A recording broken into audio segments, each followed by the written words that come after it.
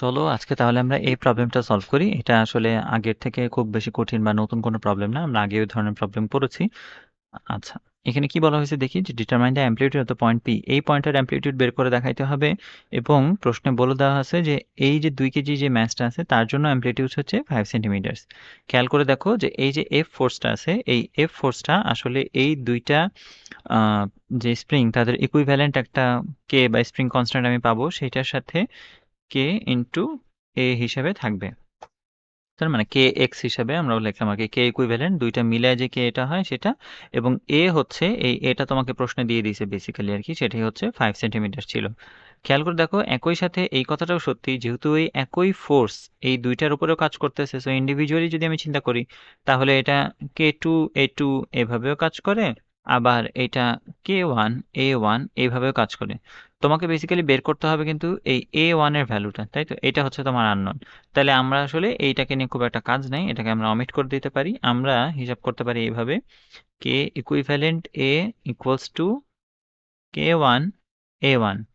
সেইখানে এখন দেখো আমরা যদি শুধু কে ওয়ানটা বের করতে চাই, সরি শুধু এ ওয়ানটা যদি বের করতে চাই, তাহলে এখানে লিখতে হবে কি, K equivalent into A divided by K one.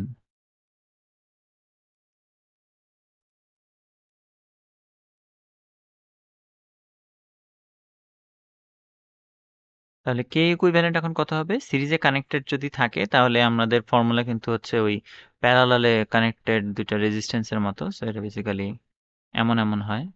এটা সো উপরে গুণফল নিচে ভাগফল, এই সিস্টেম তো আমরা সবাই জানো I guess. So K two থাকবে উপরে, নিচে থাকবে K one plus K two, এবং এখানে একটা এ আছে, তারপর আবার আছে একটা কে ওয়ান। সো বেসিক্যালি আমরা যদি এখানে ভ্যালু বসাই দিই এখন কে ওয়ান কে টু এর, কে ওয়ান কই ছিল আমার, কে ওয়ান ছিল 400। ও কে ওয়ান তো আসলে কাটাই চলে যাইতেছে, একটু খেয়াল করে দেখো যদি, যে কে ওয়ান আর কে ওয়ানটা কাটা চলে যায়, বাকি থাকে হচ্ছে কে টু। সো কে টু এর ভ্যালু হচ্ছে 800, এইখানে যে এ আছে সেটার ভ্যালু হচ্ছে 5, তারপরে কে ওয়ান আর কে টু এর ভ্যালু যদি আবার একটু খেয়াল করি সেটা ছিল 400 প্লাস 800।